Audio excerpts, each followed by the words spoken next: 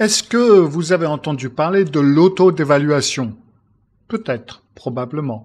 En tout cas, si vous avez été dans une relation narcissique, si vous avez subi l'abus narcissique, quel qu'il soit, que ce soit de la part de la famille ou d'un partenaire, vous connaissez ce principe qui est celui de l'auto-dévaluation. Fondamentalement, en gros, c'est le fait de ne pas s'aimer. De quoi s'agit-il exactement? C'est tout à fait le sujet de cet épisode du Psy chez vous. Souvenez-vous de vous abonner si ce n'est pas encore fait, de mettre un pouce en l'air si vous aimez bien. Souvenez-vous aussi d'appuyer sur la petite cloche pour être averti lorsque je mets une nouvelle vidéo en ligne. Et on va parler de l'auto-dévaluation.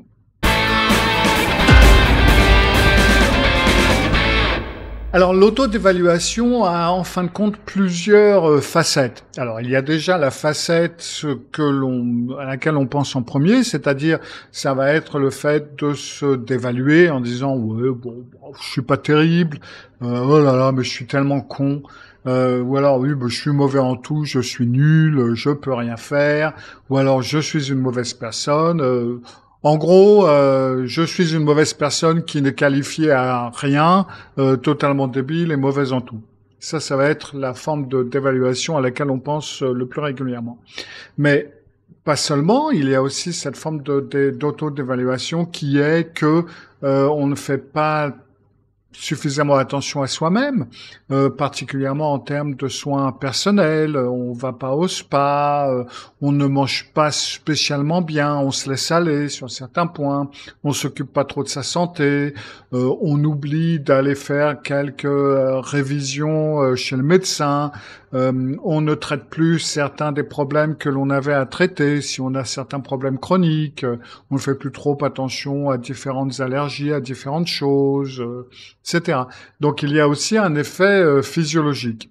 Et enfin, il y a aussi une certaine auto-dévaluation ou dévalorisation, auto-dévalorisation par certains des choix que vous faites pour vous-même.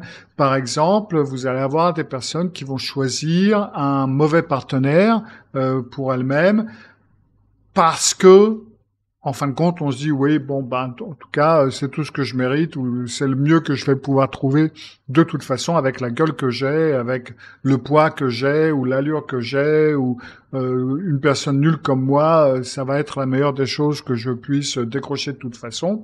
Et donc, du coup, voilà, on va pas aller plus loin.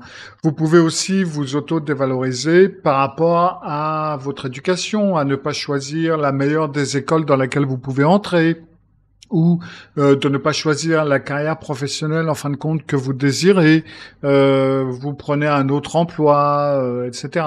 Donc vous allez avoir des gens qui vont s'auto-dévaloriser sur une ou plusieurs façons, c'est en fin de compte plusieurs facettes. Vous allez aussi avoir, la compagnie que vous fréquentez, les gens que vous fréquentez, l'emploi des mots, donc que vous dites, tout ça. Ça va être des exemples d'auto-dévaluation que vous pouvez utiliser. Alors, lorsque vous subissez un abus narcissique, une manipulation psychologique, du mépris, de la dévaluation, de l'invalidation, tout ça, ça devient cumulatif.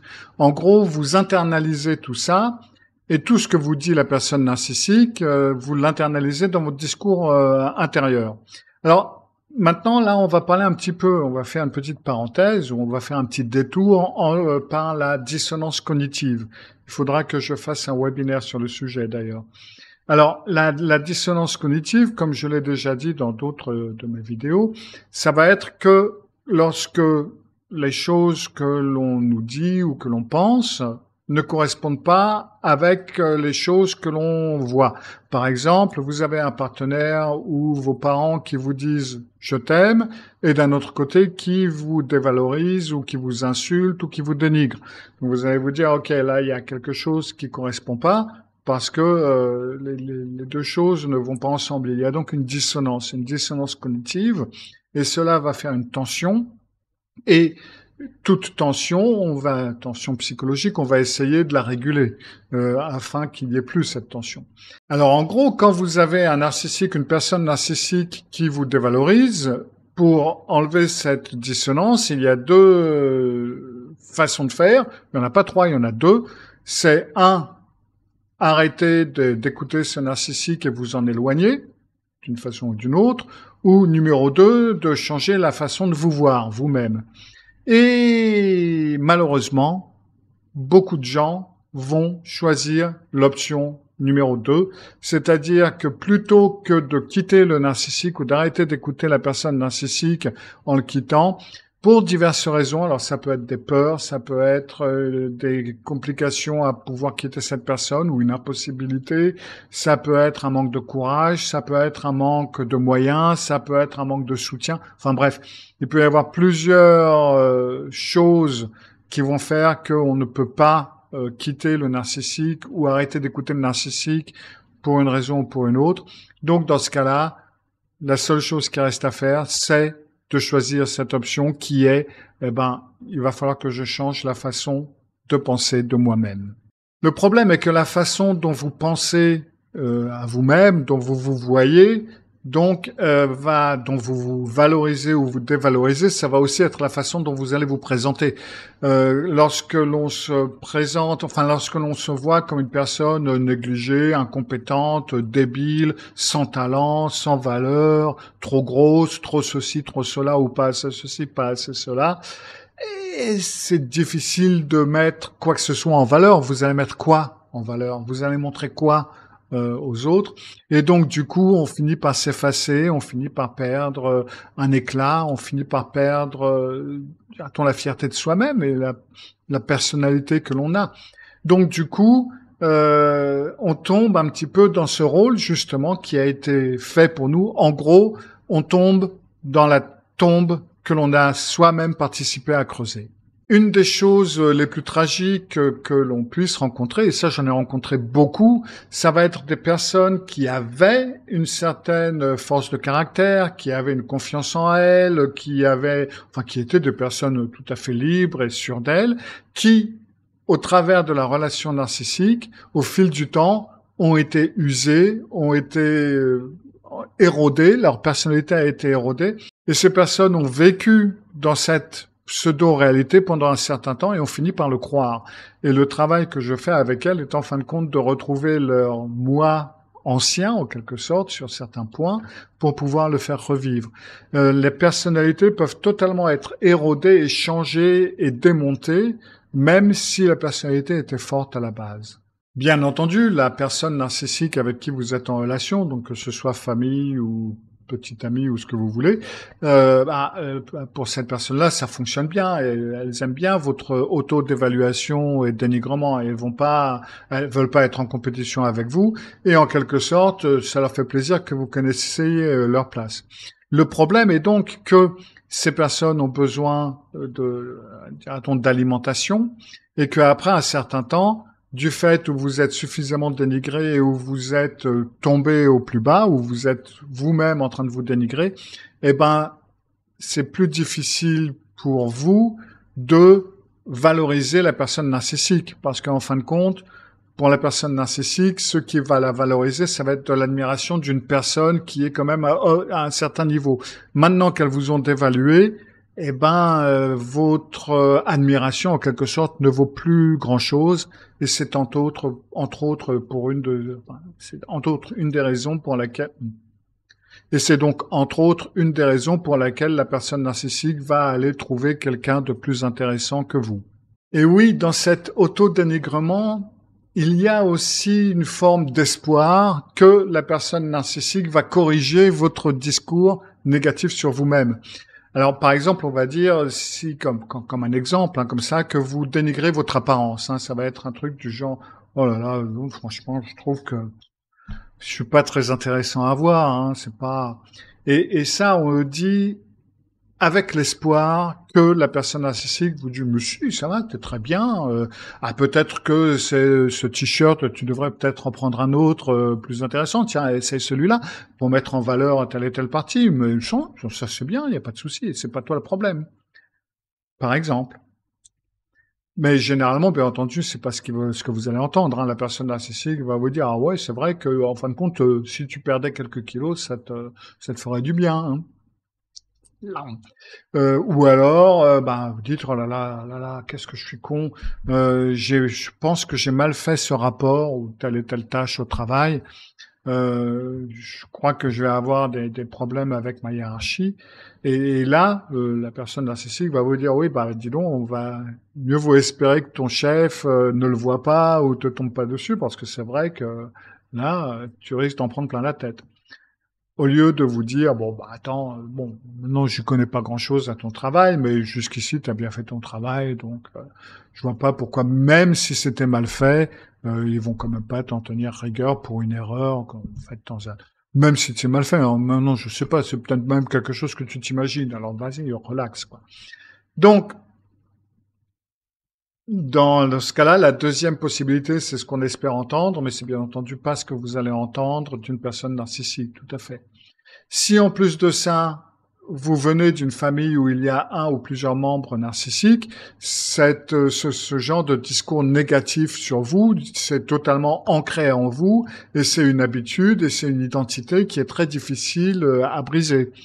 Et en quelque sorte, à un certain niveau, un narcissique va être surtout attiré par une personne qui déjà fait une partie de ce travail, parce que dans ce cas-là, la personne narcissique n'a plus grand-chose à faire. Hein. Vous êtes déjà tout à fait prêt et pré-programmé pour lui ou pour elle, et donc du coup, il va en profiter un maximum. Alors, c'est bien joli tout ça, mais qu'est-ce qu'on peut en faire? Qu'est-ce qu'on peut faire dans ce genre de situation? Alors, il y a plusieurs choses. Alors, la première, je sais que c'est peut-être quelque chose que vous avez entendu auparavant, mais là, pour une fois, ça va. Généralement, je le conseille en dernière possibilité, mais là, je vais le conseiller en première possibilité. Ça va être la thérapie. La thérapie, c'est l'endroit précis, le meilleur endroit pour faire un travail d'identité. Euh, c'est un travail de concept de soi que vous devez faire. Vous devez apprendre de nouvelles façons de vous voir, de nouvelles façons de vous parler, de nouvelles façons de voir certaines choses et de comprendre certaines choses. Tout ça, c'est le plus souvent des schémas de longue date que vous avez bien impliqués en vous. Et là, sur ce coup, il va falloir travailler là-dessus et il va vous falloir travailler avec un thérapeute qui connaît ce genre de situation. Bien entendu, je vous conseillerais un thérapeute cognitif et comportemental qui va pouvoir travailler avec vous sur ce genre de choses. Et ça va être important, non seulement par rapport aux relations narcissiques, mais par rapport à vous, par rapport à votre futur, par rapport à votre façon de gérer le quotidien. C'est quelque chose qui va vous faire du bien. Deuxième chose, passez du temps avec des gens qui voient le bon en vous, qui voient les choses positives, qui vous valorisent, qui vous valident. Il doit bien en avoir. Alors, mettez une distance avec les amis narcissiques que vous avez, parce que vous en avez sûrement, ou les personnes qui profitent de vous. Mettez une certaine distance avec eux ou avec elles, et concentrez-vous sur les personnes qui peuvent vous dire des choses que vous aimez entendre et qui peuvent vous valoriser et qui peuvent améliorer votre sens de vous, votre sens de soi. Je crois qu'on dira. Après, j'aimerais que vous réfléchissiez. Alors, vous pouvez faire ce travail vous-même et peut-être avec un thérapeute, hein, mais à part ça, vous pouvez réfléchir à ces bonnes choses en vous. Alors, ça peut être difficile, surtout quand vous êtes dans l'auto-dévaluation. Généralement, les gens, ce genre de personnes ont plus de facilité à faire une liste de leurs défauts que de leurs qualités. Donc, ça va être dur, je le sais. Mais faites une liste si vous le devez, mais vous avez certaines bonnes choses. Il y a des choses dans lesquelles vous êtes bon. Vous en avez, trouvez-les, c'est votre boulot. Travaillez là-dessus, forcez-vous à travailler là-dessus. Ensuite, j'aimerais que vous appreniez à vous corriger, parce que c'est presque un réflexe de tomber dans ces schémas d'auto-d'évaluation, surtout si vous êtes dans une relation narcissique ou si vous venez d'en sortir. Et quand vous commencez à vous dire des choses du genre « Oh là là, mais qu'est-ce que je suis gros !» Dites-vous vraiment, vous pouvez peut-être même vous le dire à haute voix, alors ça dépend s'il y a des gens autour de vous, mais sans ça, quand vous êtes en train de vous dire certaines choses ou de dire certaines choses à haute voix de ce genre-là, dites très fortement « Non ! Non ! C'est pas vrai !» Mais vraiment, contredisez-vous. Parce que le problème est que très souvent, lorsque l'on se dénigre, là, on y va fort, là, on sait parfaitement le faire.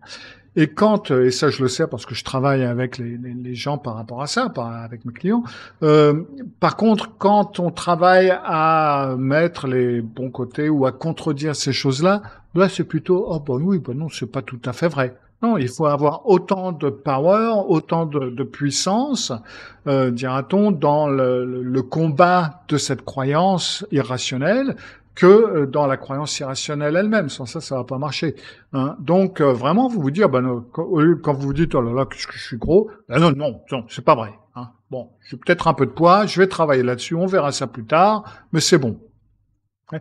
Vraiment, dites-le comme si vous le disiez à quelqu'un à qui que vous devriez aider ou que vous devriez convaincre, qui est en train de se dénigrer devant vous, un bon ami ou une bonne amie qui est en train de se dénigrer devant vous. Est-ce que vous lui diriez, oh ben non, ben non, ou est-ce que vous lui direz, non, bah attends, arrête de déconner, t'es en train de dire des conneries. Voilà. Parlez-vous exactement de cette même façon. Ce schéma d'auto-dévaluation, c'est un héritage de l'abus narcissique, que ce soit de la famille ou du ou des partenaires, des fois les deux. Et c'est difficile à réparer, c'est vrai, c'est très difficile à réparer, mais ça peut arriver, ça peut être fait, mais ça prend du temps et ça prend du travail, ça c'est un fait. Une façon de le faire, c'est également de ne pas se laisser trop frapper par les mots qui blessent. Et ça, j'en ai fait un webinaire qui s'appelle Face aux mots qui blessent et que vous pouvez voir ici.